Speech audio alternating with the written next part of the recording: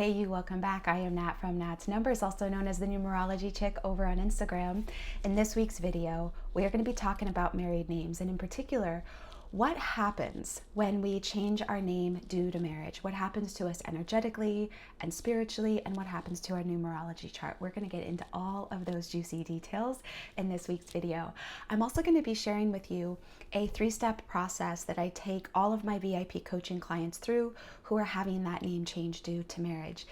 This 3-step process ensures that you change your name successfully, that you do so without losing or diminishing your own power, and that you actually leverage this incredible alchemical transformational moment of growth.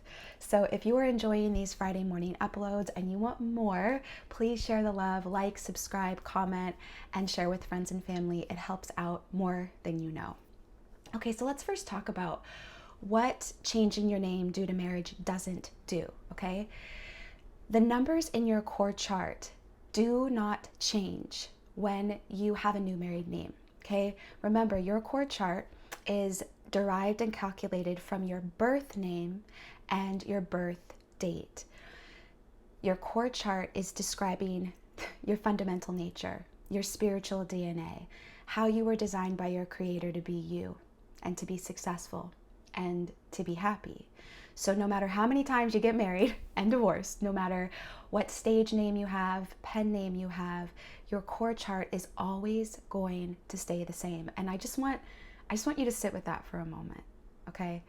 Because what that means is that no matter what you do and who you're with, you will always have this inherent power. You will always have these gifts, which is really profound, right? So then that begs the question, what does happen when we change our name due to marriage? So here's the rub. When you have a new name, it's like you receive a new gift from the universe, a new gift from your creator. It's like a magic wand that's sitting on the desk or the table right in front of you that you can use. And how you use it is really important. This new name is going to give you a new gift, a new superpower, you could say, that you can use to better express and be yourself, or that you can actually use to diminish yourself and your own power. The goal is to use this new name and the gifts that come from it to actually magnify and support your true nature, to magnify and support your core chart, okay?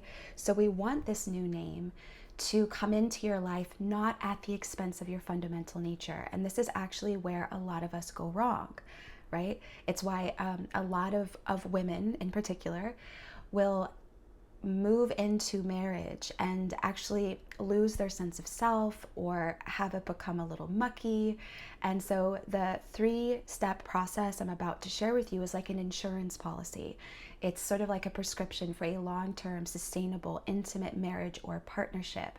It ensures that you maintain your magnetism and your power and your beauty, that you maintain your connection to the very things that caused your partner to be attracted to you, but you also allow yourself to grow.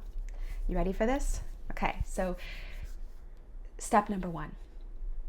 Calculate and write down your original expression number. That's the expression number that comes from your birth name. And every single video in the description box, I have a link to a free numerology report where it'll do the calculation for you. And what I want you to pay attention to is the expression number. Okay, you have a bunch of numbers in your chart, but the expression number is the primary one we're talking about.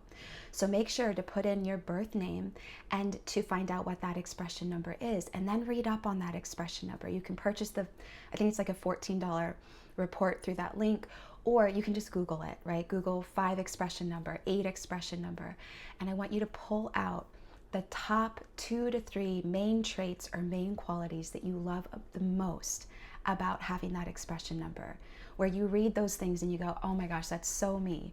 People have always said that that's what they love about me, that that's what they appreciate about me. Write those things down.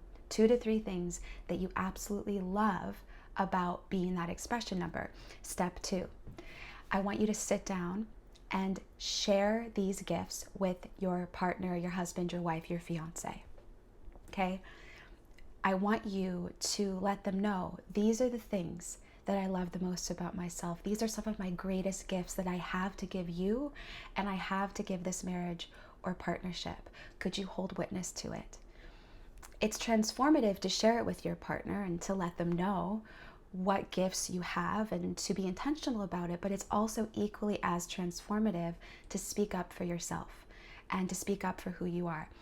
The reason why I make a living as a numerologist and why people come to me for long-term coaching programs is because, we can all calculate our numbers. We can all go and do an online, free report, but the real work is the art of being ourselves in everyday conversations with our family members, with our loved ones, at work, in our career.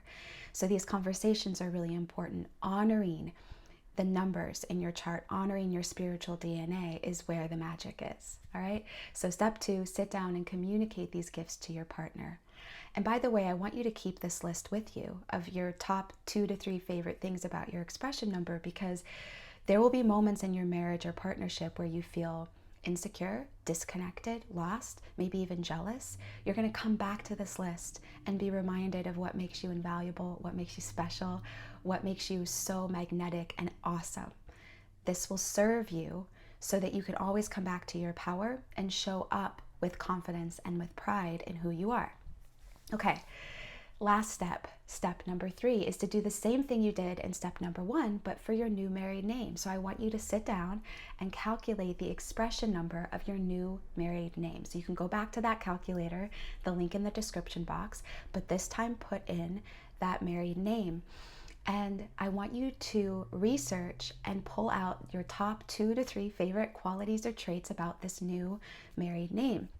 And here's how it might look. It might look like, oh my gosh, I love that trait. I wish I could develop that trait more in my life. Oh my gosh, that superpower sounds so amazing and juicy. I want to learn how to embody that more in my life. So you would write down those 2 to 3 amazing gifts you would love to extract from that new married name. And here's the thing.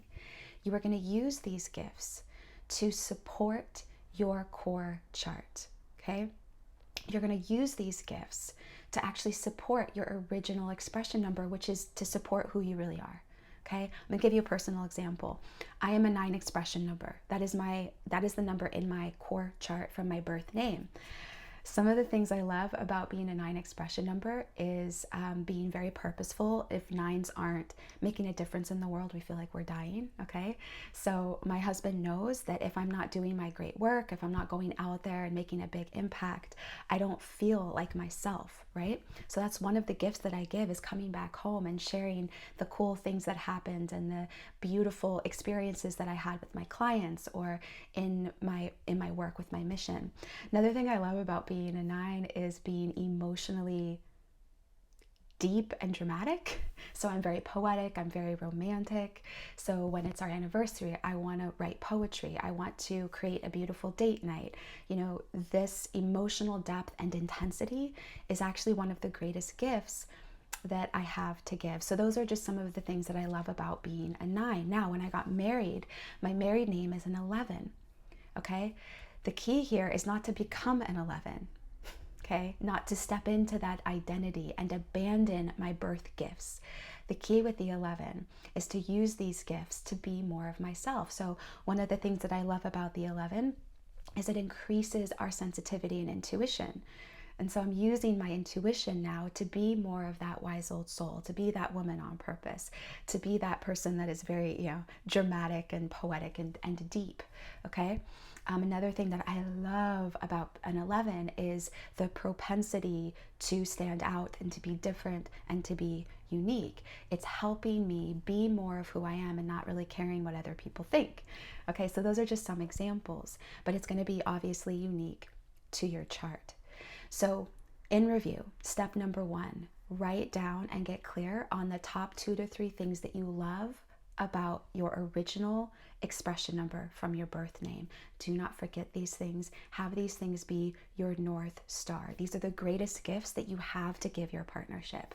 Step number 2, share that with your partner. Presence it. Let them know that this is the lifeblood of what you have to provide this beautiful, beautiful relationship. And step number 3, really get intentional and get clear about the new gift that you have at your disposal, about developing these gifts, but making sure that you're developing them to support your existing nature.